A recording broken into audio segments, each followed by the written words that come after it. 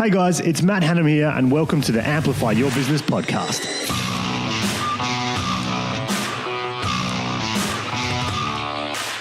Okay, this is Matt Hanham here and thanks very much for listening. Today I have a very special guest, Mr. Jacob Moffitt from Movement Co. or from the Moffitt family or however you want to introduce yourself potentially, Jacob. Welcome. Thanks, Matt. Great to be here. Thanks for coming on the Amplify Your Business show. We obviously know each other a little bit and have done for a year or two, but I thought it'd be really great to get some of your story and just have a good chat on this channel. So yeah, really happy to have you here. I've spoken to so many of the guests. I know so much about the show via kind of like all our breakfast buddies and a lot of the kind of Perth entrepreneurial community. And that's it. It's nice to finally get the invite. Cool. Yeah, well, sorry about that.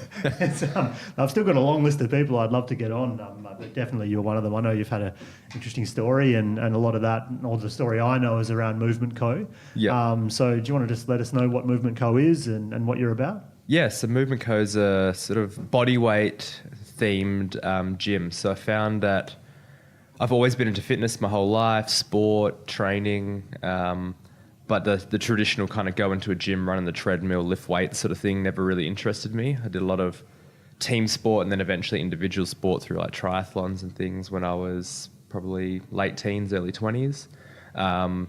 Got into sort of more calisthenics and gymnastic style bodyweight training a couple of years after that when I was studying with a friend.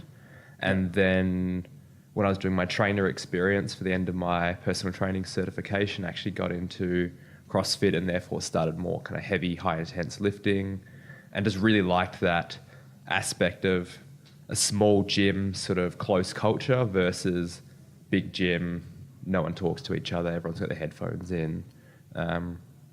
So really the idea for Movement Co came from the kind of the close-knit community of a CrossFit gym, the high intensity sort of sessions, but also mixing all of my passions. So the weightlifting, the body weight training, rock climbing, parkour, just all the cool stuff I like doing kind of in one place.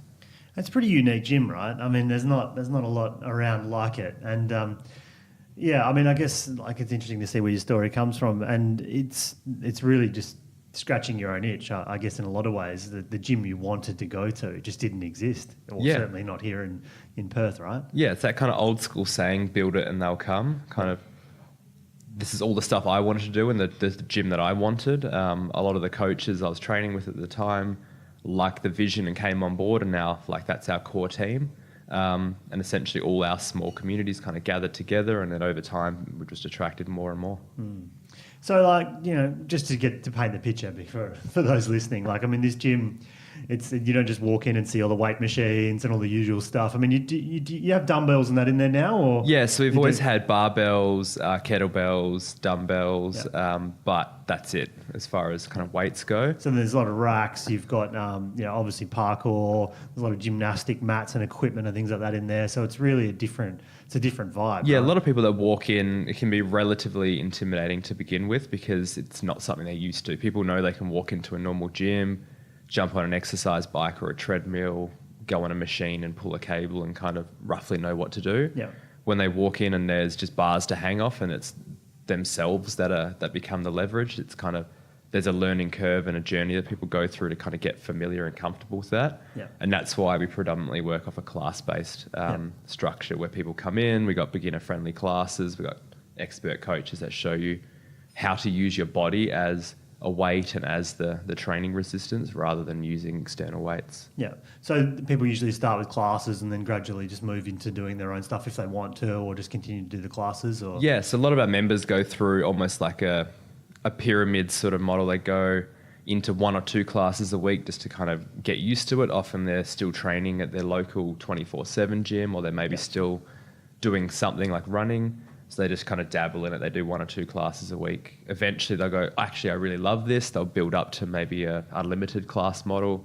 And then after 6 to 12 months, they know enough to start scaling that back to 2 or 3 classes and coming in and doing their own stuff as well. Yeah, okay. That's what we kind of like seeing. They'll move on to private programming from one of our coaches and they'll get a better idea about what they can focus on in their own sessions. Cool.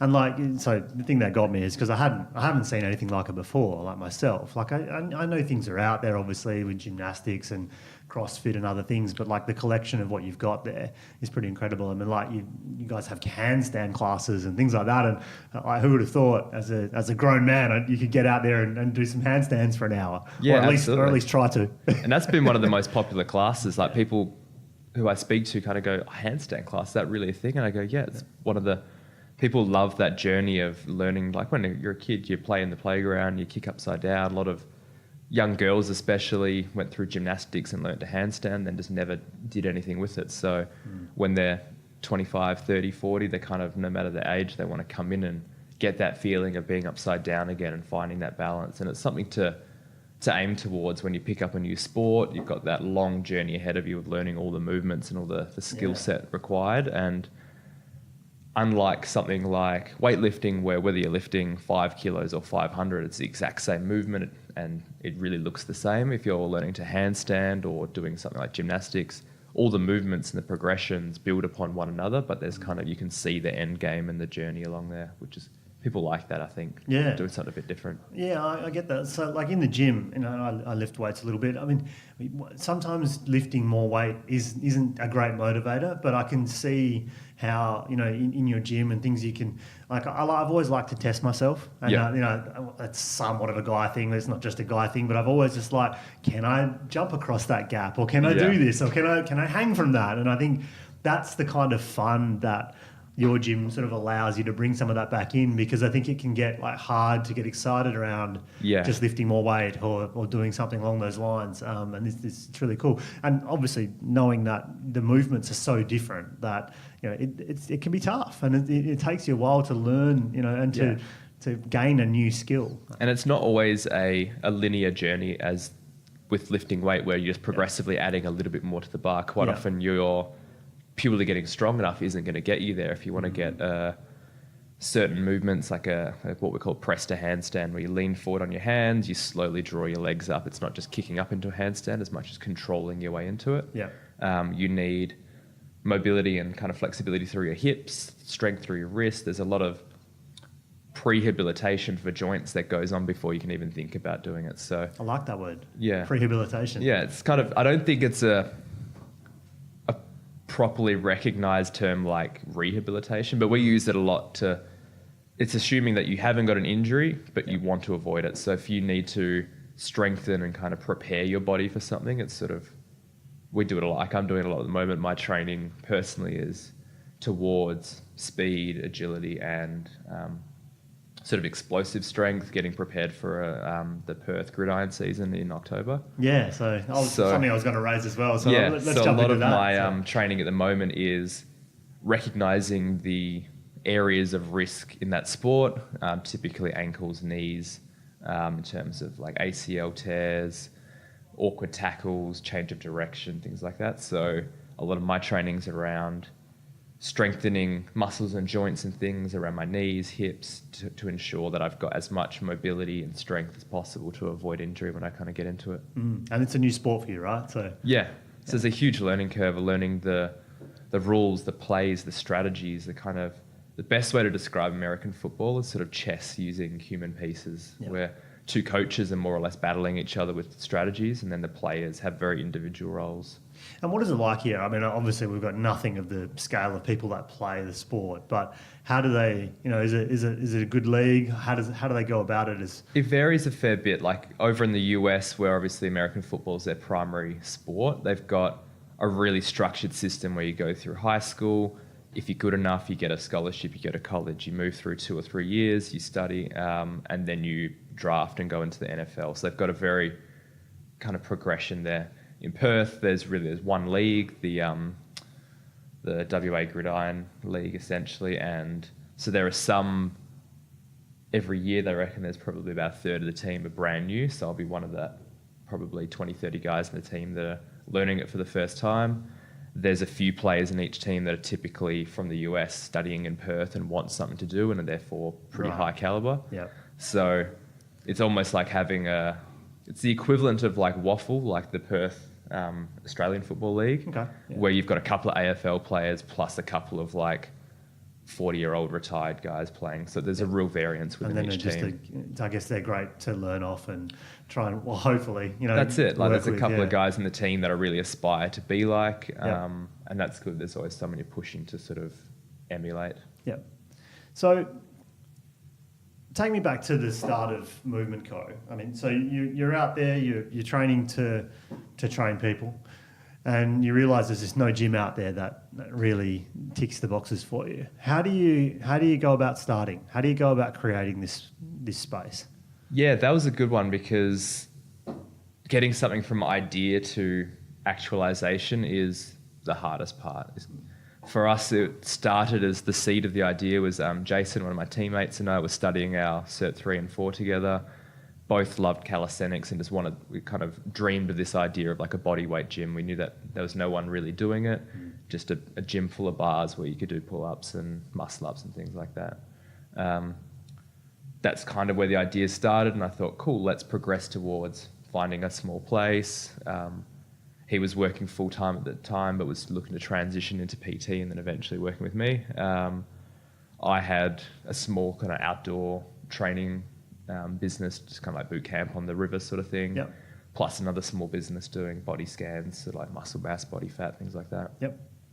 From there, the idea grew quicker than I kind of like. It would have been easier to start in a small place with a few bars with just two of us and kind of grow organically from there. Yeah, but naturally the idea got carried away real quick, because I got into CrossFit and therefore we needed an area for all the lifting, and then I met a few guys that were into the gymnastics. Then I started getting into parkour, and quickly there was just so many things to fit into one place. And fortunately I was able to kind of put the idea together over about a 6-month period. And in order to fund it, I got a loan from a family member who kind of put in the seed capital. Plus, I kind of sold my old body scanning business, got all my members from my business, from 3 or 4 of the other coaches kind of pulled in. That kind of got us our first sort of 100 members. Yep. And then bridged the gap with sort of a loan from family members because they sort of loved the idea, they wanted to support me and what I was doing, and then that's kind of how we got off the ground. Awesome. So how do you found your space, you signed the lease, you're probably freaking out. Yeah. And then you want to add in all this equipment and do all this crazy stuff and like bring all these different like rock climbing walls. And how did you decide where to go, where to spend the money on?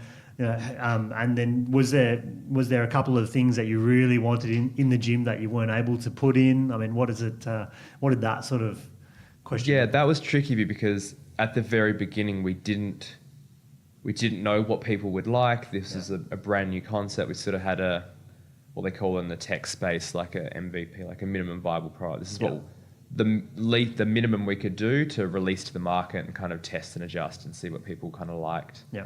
So is it still at the minimum, or have you added a fair bit? We've added a few things, and we've even kind of taken a few things out. So originally we thought we'd try and get a small aspect of the kind of Ninja Warrior style or like the climbing community. So therefore we had a bigger space available with a little couple of more climbing based tools that even us coaches very rarely used, and therefore we took that stuff off the wall, and now we've freed up more space for handstands because that was something that was more popular than we ever expected. Okay.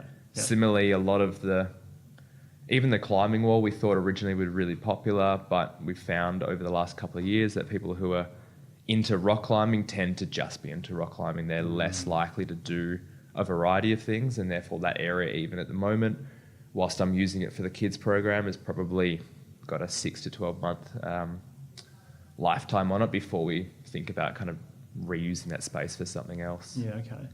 Cool. Because there's a few things we did. We kind of got real close to completely building everything we wanted. Like showers was the final thing we kind of wanted to do, and that's where we essentially ran out of funds, and there was just a couple of things we wanted to put in: trampoline, foam pit and showers, and they're the three things that we kind of never quite got done. Fortunately, the trampoline and foam pit, we've realised since, don't really suit what we were looking to do, and therefore that lucky break. as cool as and fun as that would have been, it was just the risk to reward just doesn't suit our kind of model. And it's just too difficult to build a class around those activities.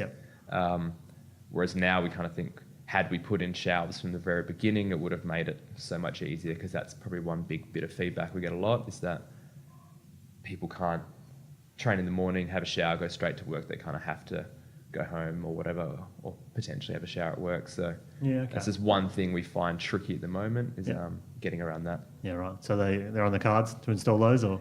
Yeah, it's one of those things I just keep saying we'll do it in 6 months or 12 months. It's just obviously once the funds are there, then it's the first thing on our list. Yeah, so I mean, obviously that's a big challenge, right? Trying to figure out like all these different components, and then this might be amazing for you, but how many Jacobs are there, right? That's true. How many Jacobs want this exact gym with these exact pieces of equipment, and I guess what else do they then lack? Because in one sense, you're looking at a situation where they probably still need to train at their other gyms.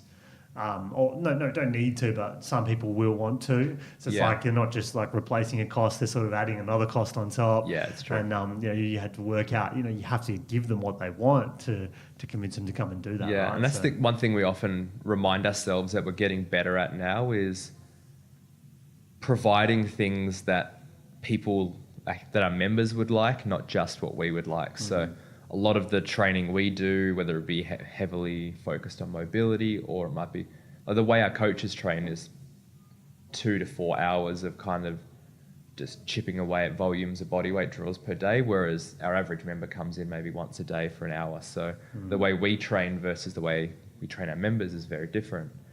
Similarly, with my strength training, I maybe spend 90 minutes throwing in quite a few things, and even the way I train doesn't suit the way that 90% of the people really need to be getting into it, because I'm kind of more of a intermediate to advanced athlete looking to do a lot of kind of niche work to improve my speed, whereas the average person really just needs some base level strength and conditioning. And to have a bit of fun and absolutely. do it in a different environment, right? And every time I kind of think, that'd be fun today to throw in some plyometrics and accessory work, people just go, actually we just want to sweat and finish the class kind of wrecked. And I was like, okay, fair enough. So cool. Feel like they've done something, right? Yeah, that's it. They want that, and that is a little bit of an obsession, I think, in Australia and around the world, is that idea that you need to finish a session kind of lying on the floor making sweat angels in order to go home and cool, I've done a workout today. Whereas a lot of the way the body weight training works is, if you've worked that hard, you're going to be wrecked and risking injury. Yeah. It's kind of slow, controlled, like the muscles don't get strong nearly as, or they get stronger quicker than your joints and connective tissue does. So for us, we get a lot of people that come in, they're bodybuilders, they got huge muscles, but they got really weak tendons and ligaments and joints because they've never done any kind of full body work. It's all isolation. So often we'll see a huge bodybuilder guy come in, and there's a real concern for us that they're going to try do things because they think, I'm strong, I can lift a whole stack on a lat pull down, and they go and try a really like high intensity static movement in the bodyweight class, and their joints are put under so much more stress than they used to. Fortunately, it hasn't happened much. I can really only think of one time where a guy who was like a big bodybuilder style build just pushed too far into a movement and kind of got a strain. But we can usually kind of pick up on that and say, hey, cool, if you want to get these movements, there's a 3 or 6 month sort of journey. You're not just going to come in and get it class 1. And most people are pretty cool with that. Yeah, cool. Yeah, I mean, it's a very different mindset, isn't it? I guess for them as well. Like, it's a humility thing. Yeah. That guy you speak of there, like they have to want to go and do something different, because they're going to struggle. They're going to be this ripped guy standing there, and he can't pull a simple move just because he might have he might have an amazing squat, but he just can't follow through with the exact movement you're looking to do. And you might see, and this is where I think it's interesting too, because like you mentioned rock climbing, like you don't see very many big rock climbers. That's true. And like, they have a very different style and agility and things that come naturally to them, I guess, and like what a bodybuilder would. And really, not that it's all they do, but conventional gyms are really built around sort of bodybuilding in a sense. Like that's not what most people's purpose is when they go there, but that's kind of what the equipment is and what it does, right? Yeah.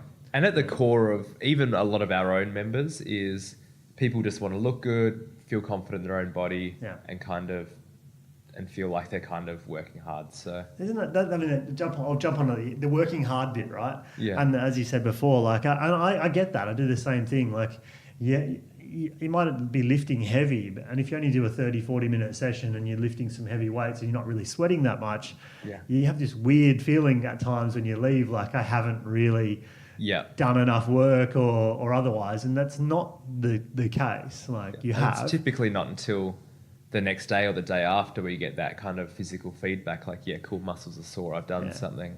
Whereas if you get that immediately after a session, you know you've typically gone too hard, or it may be a cardio and your kind of metabolic systems have worked harder, but your muscle strengthening kind of hasn't so much. Yeah, So. but we want that feedback, right? We all want to feel like we've worked hard. Yeah. Like, and I think that goes across everything, business, a whole lot. We always walk out like, so I'm busy and I want to feel like I've worked hard, but like, is it the truth, or is it, in terms of outcomes towards what your goals are, like, have you done the right thing? Which is like a lot of feedback we get, people praise a class because I couldn't walk the next day, or my legs are so sore, thanks so much. Like, and that's cool, but what I'd prefer is, cool, I've lifted more, or I've kind of ran a bit faster, or whatever. They're kind of some goals that are built around performance and movement rather than aesthetics and kind of that feeling. Yeah.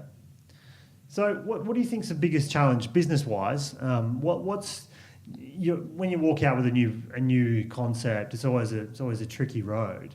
I mean, what's one of the key challenges you think you faced early on? I mean, was it bringing new customers, new paying customers in, or new clientele into the gym, or like what was the biggest heartache you had to deal with? The biggest thing we've always struggled with from the beginning and even now is just getting good systems in place to capture people's attention and convert them into members. We've never really had much of a problem with enrolling people in the idea of what we're doing. From the beginning, we've typically had a steady stream of maybe 20 to 30 people every week coming in on some form of a trial or a Groupon or a new program of some sort. But then they've always been a week or 2 weeks or a month, and then we don't see them again because we haven't had good systems in place to track our leads, capture kind of, and get that sale and kind of convert someone from dabbling in it to committing to it. Yeah.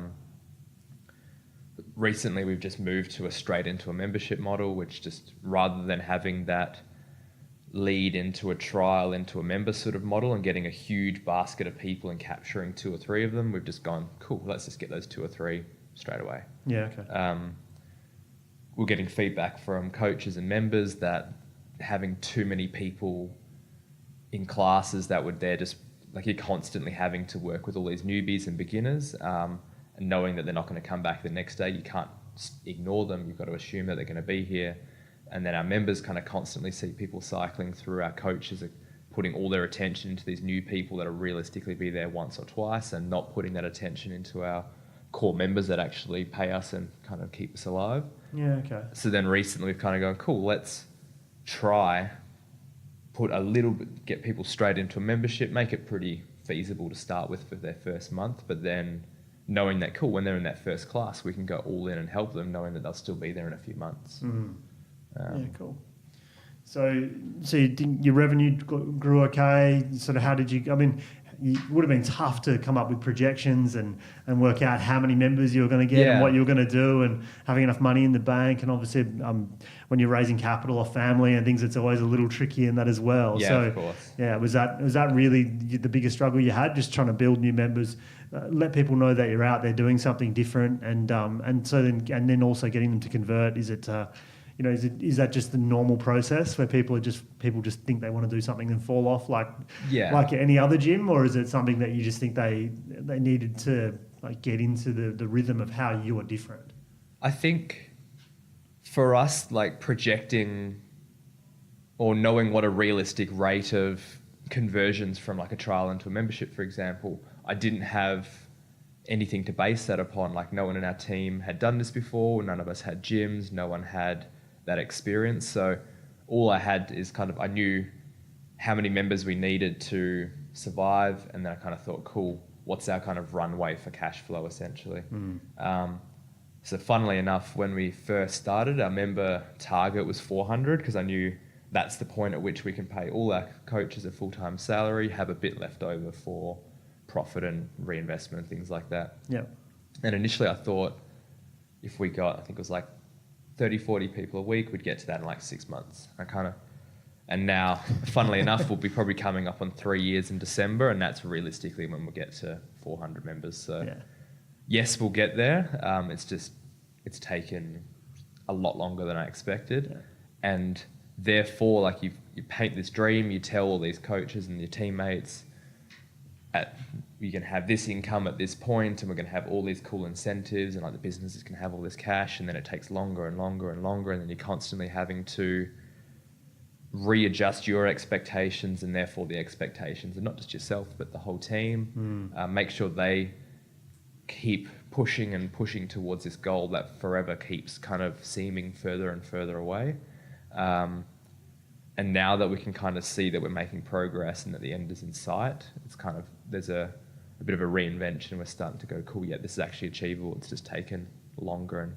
And therefore along the way, because we didn't get to that 6 or 12 month period where we needed to be, I've had to draw on like private small business loans or put off paying super and BAS and some of these things that I guess a lot of businesses do, but it's something that's not talked about a lot. Is kind of it's not talked about, is it? What are the things that you do in order to survive when you're not quite at profit yet, especially with like a business that we spent probably 200,000 or 300,000 in the first 6 months to get it off the ground, build it, pay for all the lease and stuff, and get that sorted, and obviously pay salaries for 6 to 12 months with not enough members to cover them. Yeah. And now we're just very slowly catching up, and probably in the next 3 months we'll get to a proper kind of break-even point where we start to reverse that. But for 2.5 years we've been maxing out credit cards, getting small loans, paying them off over 6 or 12 months, getting on installment plans with the ATO, kind of pushing every single little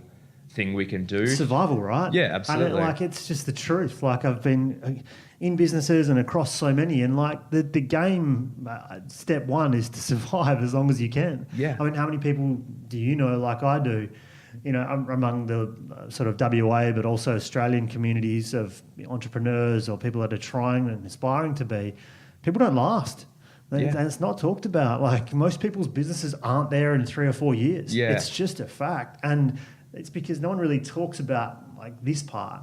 Which is, even if you had some investment early on and you're spending a couple $100,000, that doesn't mean you're anywhere. You're still underwater. Yeah, and you've got a long way to go. And these amazing lofty goals that we set, like, oh, we're going to be X in 12 months. And I'm fully behind the think big attitude and like, you know, push yourself. But it often takes longer, you know, and like you have to be patient at the same time. And I think it's a really valid, and I'm glad you raised that, because I think it's not talked about much. And it's just the truth. And businesses of all sizes go through it. The numbers get bigger. Like, you know, everyone's business goes up and down. They all do. It's just like, how are you ready to fund it? Have you got the money? What do you need to do to scramble if you haven't? And that's how a lot of these sort of big tech startups over in the US work, is they get the initial cash from a family member or whatever. They run that for a few months. They get someone to invest in the idea, and they slowly kind of sell off more and more of their company to get more cash and to survive. However, that's not something I'd ever really wanted to look into. So rather than selling equity, I've gone for debt as an alternative, knowing that eventually, and it's probably looking like mid-year, we'll flip over and we'll start to make a little bit more than we're spending, and therefore we'll very slowly reverse and kind of pull ourselves out of that hole. But a lot of businesses either don't want to take on that much debt or that much risk and therefore go out early, or they just blow up, right? They can't handle it. I mean, and you get it, right? Because I've done that. I've done, you know, the payment plans, max credit cards are like, one minute you're like, great, the next minute you're like, what just happened? And, you know, so I've absolutely been there many times and seen many businesses in that zone, but it's just tough. And everyone's like, oh, you got a business, you got money. Yeah, absolutely. Oh, you must be fine. You know, you've got a business, you've got a premise.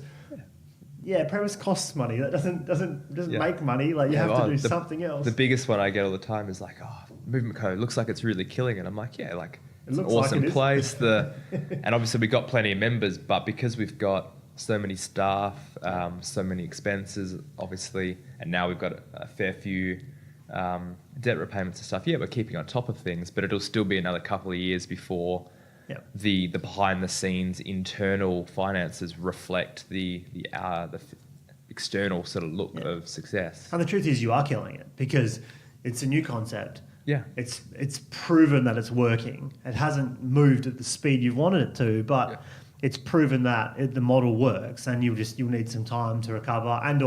I guess the outcome is, maybe we just actually needed a little bit more money at the start, which you wouldn't have wanted to do. Yeah. But it's just proven that the actual investment to get this thing off the ground is really this number. Yeah. And I think that's a good way to look at it. It'd be different. So I think you would be a little bit closer down the, whether that was a new city or whatever that looked like, you'd understand a few more things and you'd be able to move with a second one at a cheaper investment. That's it. Like we started essentially a medium-sized business with a small business budget, really. And that's the way a lot of businesses start, is just super lean. It was kind of bootstrapped, as they call it. And I remember at the same time we started our gym, I know Surge, one of the big local gyms, started their new one, and it was like a $2 million fit out. And was about the same size. Sure, they had tons and rows of machines and things, but they've got the nice saunas and spas and change rooms and showers, and that was their second or third gym. They've got a good model, but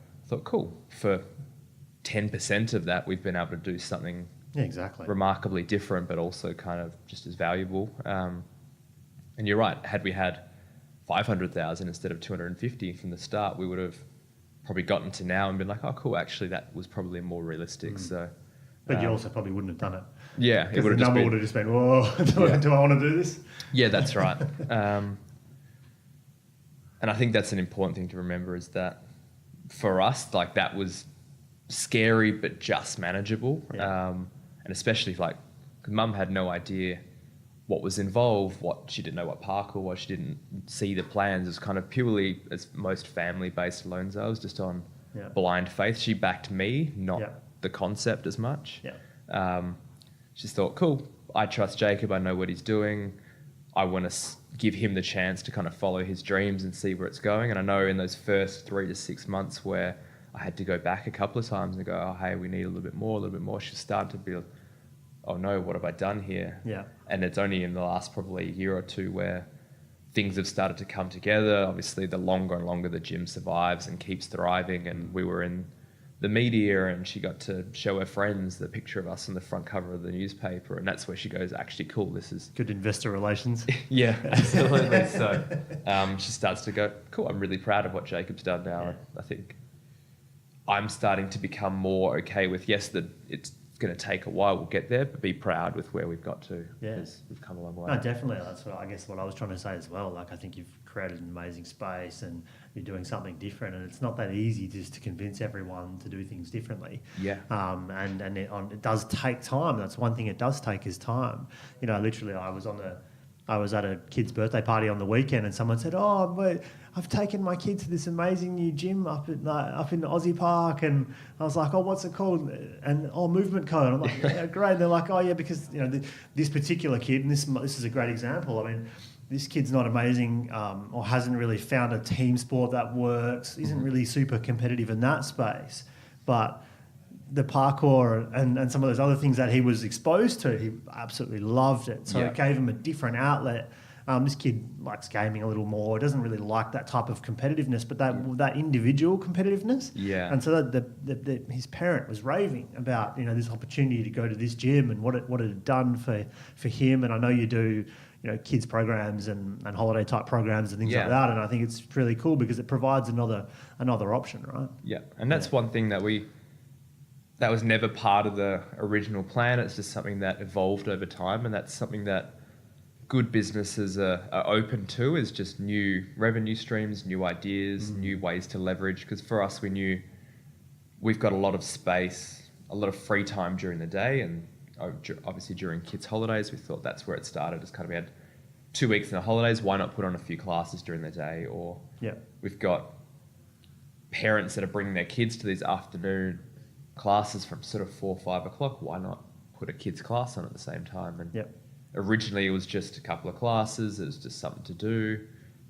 Like adult parkour took a bit longer to take off, and therefore we weren't utilising essentially 50% of our gym nearly as much as we were the other 50%. We thought, cool, what can we do? And now we've got a booming kids program that runs. We've got 400 students this term. We've got classes Monday to Friday and Saturday as well, essentially fully booked weeks before it starts. Awesome. And yeah, like 30 kids each session, each afternoon, just kind of coming along.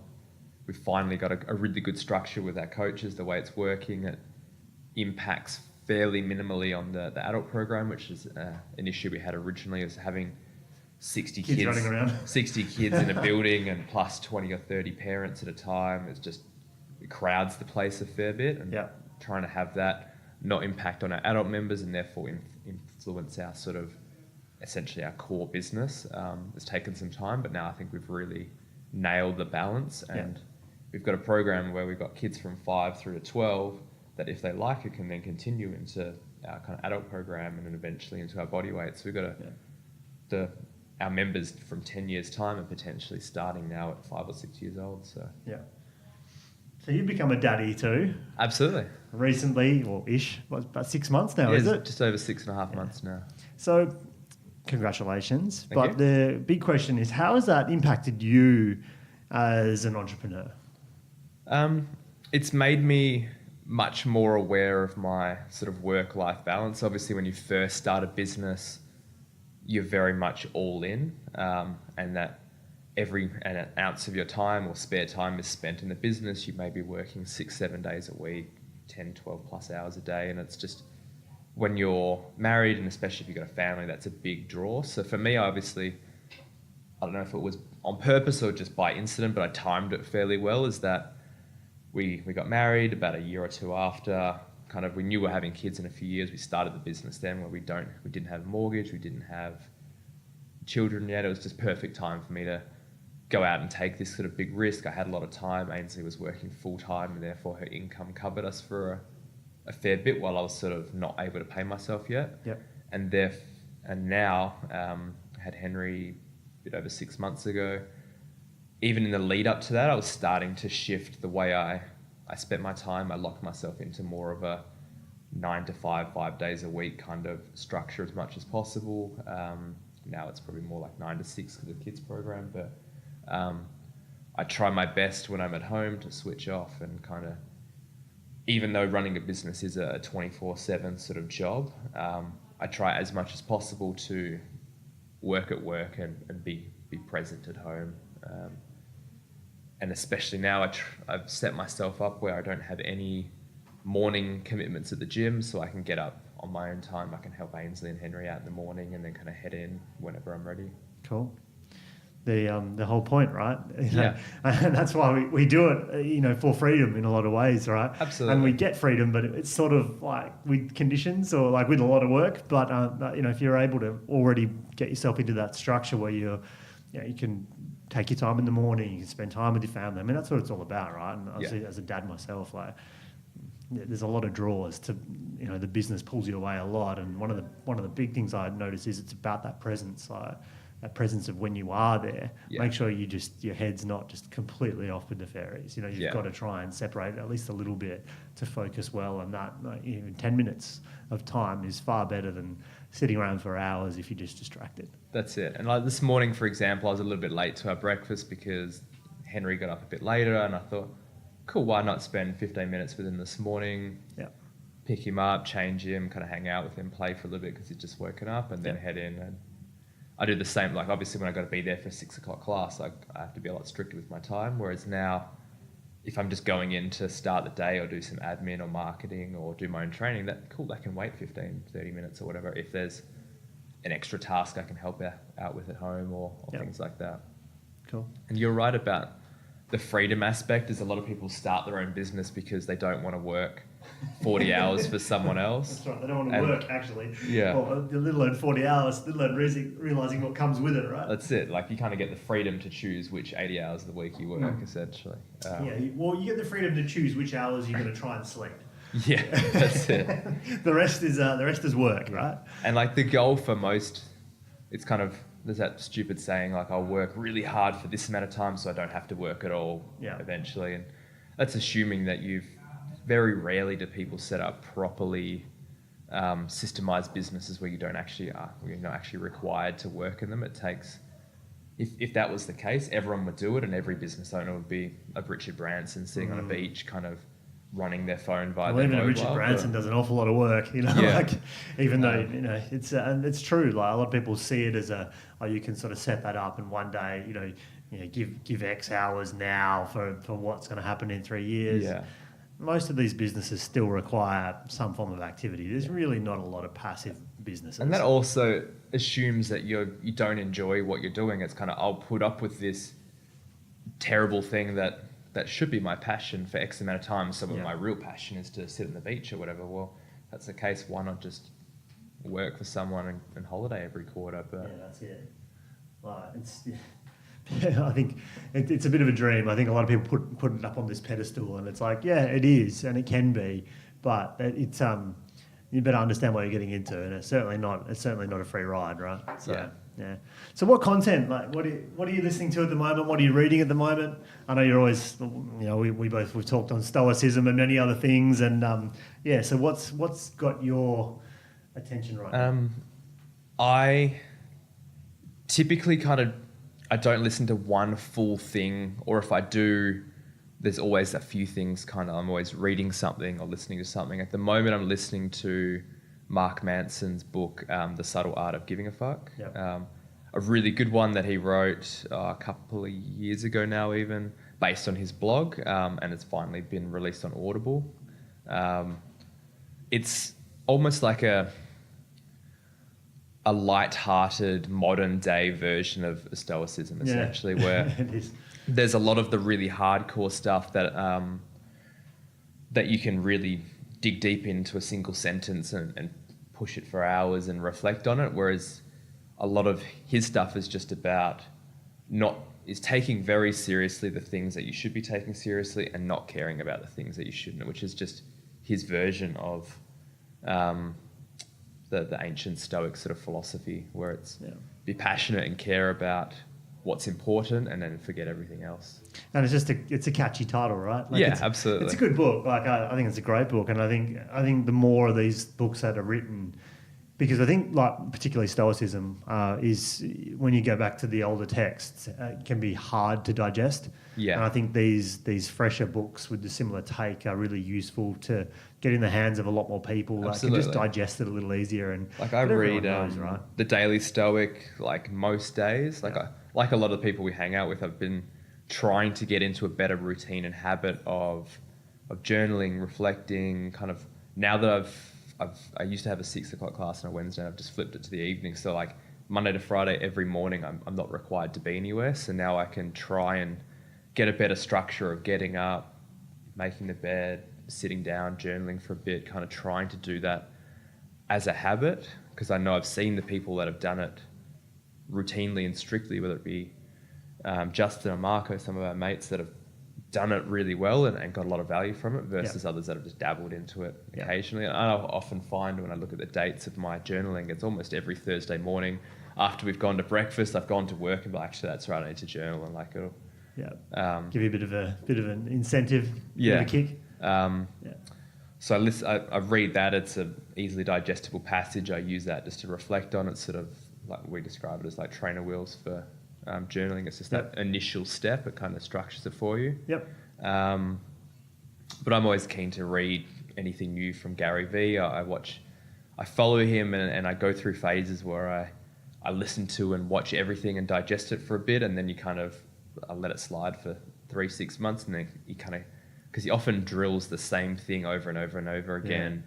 And you're like, cool, I've got that message. And then 6 months, he kind of tweaks it and changes it, and you go, oh yeah, cool, that's new, I like that. Where I think he's impressive is he's one of the few people that I'll, like I said, watch or listen to a lot and then stop and then come back to. And I don't think, because usually you'll sort of consume someone's, I guess, core topics, or, consume someone's story and message, and then you kind of move on. Whereas there's only a few people like, and I'm probably thinking of like the Tony Robbins and the Tim Ferrisses that I'll actually sort of like take a break from and go back and reconsume. So that, and I think you're probably the same sort of people. It's and it's powerful. It's really interesting because they've obviously got something different, something more. And that's in their because message. they're constantly pursuing improvements and new angles on things, and it takes time.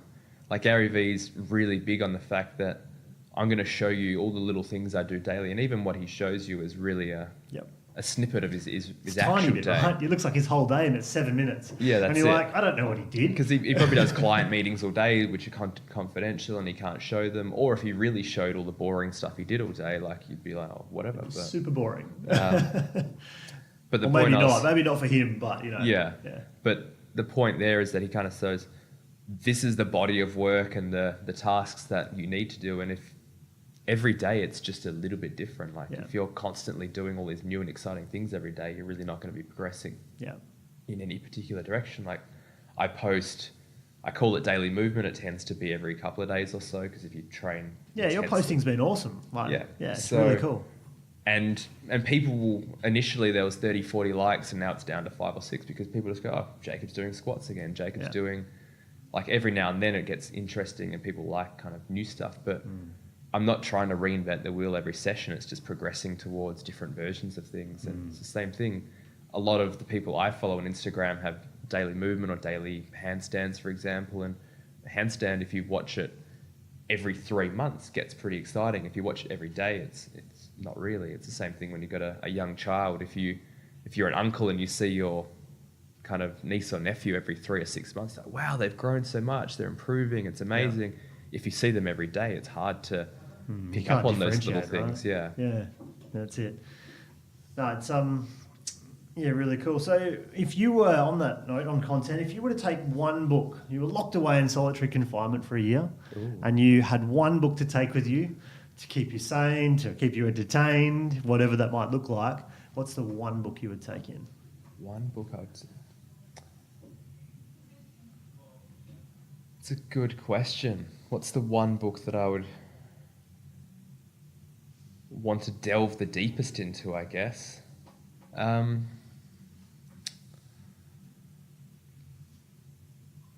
would... At the moment, I would probably say maybe the Daily Stoic. It's the one that if you had it for a year, obviously that's the way the book's structured. You'd be able to just delve into a little bit and go as deep as you like on it. I think any other book you'd hit a wall in terms of depth, whereas I think... It's a good answer. No, it's a really good answer, because for anyone that doesn't know, Daily Stoic's Ryan Holiday book. And effectively it's a daily passage, and he moves through themes. And there is like it's a passage, it's a paragraph or two of ancient text, fairly ancient text, and then there's I guess an explainer, another couple of paragraphs just written in the modern day just to sort of discuss what that looks like. So effectively you're taking on a bite-sized piece of or a provoking thought or message daily, and then with a bit of an answer around it. So if you were locked away for the proverbial 12 months and you had a book which gave you something new to read every day, although you might be you might get a bit bored because it's not going to take you very long to read it. But no, that's a really good answer. Because you can... The initial piece of it takes 5 minutes to read, and that's why it's such a good thing to create that habit. If you've only got 10, 15 minutes a day to read a passage, I often take a photo of it, chuck it on my Instagram story, have a think about some sort of quote I can add to it that helps others derive meaning from it, and then I reflect on it in my journal for 5-10 minutes. So obviously if you had 16 hours in a day to reflect on it, you could go a lot deeper. But the way that Stoicism's set up is you can push deeper and you can ask why, and there's a bit of a rabbit hole you can run down. And that's the way I guess it's designed, is to have a sentence and reflect on it indefinitely. What's your favourite Disney character? Favourite Disney character? I reckon...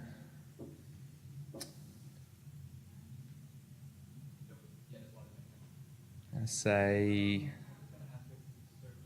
Moana. Moana. Why? Because her family and her culture and her whole life was set up to say this island and this lifestyle is everything that is sufficient, and everyone's happy with it. Everyone has their role, everyone has their expectations, and that's kind of the way I see, I guess, general society. Whereas for Moana, that wasn't enough. She dreamed of something greater, something bigger. She wanted to explore beyond that island and kind of go and see what the And she felt a responsibility too, I think, was the other piece of that. She Like, had it's a not just her want. Yeah. There was a pull and a responsibility to help her people. And I feel myself, probably like a lot of entrepreneurs, felt that the Australian dream of getting married, having a child, working a 9 to 5, going on holidays, retiring, just didn't excite me, and that's not the lifestyle and the culture I want to be part of. And therefore there was a pull to Movement Co. essentially pulled me and said, this is something that would be cool to do, something different, and therefore I got in the boat, ventured out into the rough seas, and kind of went on that journey, and I think I've enjoyed it. I love it. That's probably one of my favourite movies as well. Literally, I mean, obviously you would know, but yeah, my wife's Polynesian, or part Polynesian anyway, so like we have a lot of like family pull to that, the story, and I see my kids sometimes on the weekend get to put little grass skirts on and dance and do all that sort of stuff. So watching a movie like that, and also in agreement with you, there's very much a similar message, and awesome that we're both getting behind a heroine here instead of a hero. Yeah, absolutely. But you know what I mean. Like I definitely feel that same pull, and she had to take the risks and go out and do something different for the greater reward for her people, for herself, and and there's just so many cool people, culture, and the rocks in the movie, all those great things too. And so many people in her family and her island were saying, "Oh no, it's dangerous out there, don't do it." And that's a lot of the feedback I initially got from extended family, from friends that were like, "Oh no, like why would you leave university and your engineering sort of career and pursue being a personal trainer?" And there was just that one person, my mum, that was like, "Cool, no, you can do whatever you like I'll support that." And she was kind of like the grandma of Moana, the one that was like, "No, here, like give it a go." And all it takes is that one person to kind of support you and believe in you, and it kind of off just you go, gives you right? the wings You take the risk, and then and a lot of it's about starting, isn't it? Like it's really just about making that first step and committing to it, because then you've got the responsibility and everything that comes with it. So you go. Whereas getting over that first line is the biggest move. Yeah. Because then you've at least got some form of runway in front of you. You can make mistakes. You can get emotional. You can clean yourself up. You can go back and forth again. But you're already on the path. And I think until you take push the boat out from sea and get out there, you've got no. It's really hard to take action. Yeah. But look, it's been awesome to chat. Thanks so much for coming in. I'd like to wrap up with a question, and then we'll just you can let people know where they can follow you. Yeah, awesome. Obviously Daily Movement, and that's really cool, where Jacob's actually putting up some absolutely phenomenal different exercises and things that he's working on at the moment, using all kinds of crazy bands and things everywhere, and there's always something new I get to see every day. I had no idea that you could basically strap yourself to a squat rack, kind of like you're a fly stuck in a spider's in a spider's web. But it looked interesting. But my final question, and I just like to wrap up with this one, is just for other people out there. We've sort of delved into some of the challenges and other things, but what would you say to them? As one thing that they could do to amplify their business off the back of this chat? What do they do? What do they do now? What do they do tomorrow morning? What's something that they can do to sort of grow their business and get themselves close, or start their business and get themselves closer to pushing out, as Moana did, from the reef and taking a chance? Yeah, probably the biggest thing I would say is just start. Just have. There's no special potion or special recipe. That there's so many different things you could be doing, whether it be marketing or sales or working on systems. If you're just looking, if you're in a job and you're like, "Oh, I wish I could do that," it's just do it. Yeah. There's that leap of faith, but until you start, that's when the kind of magic begins. So it's taking action, right? I mean, Yeah. and so for those in business, it's the same thing. If something's not right, something's not working, like you've got to move. Yeah.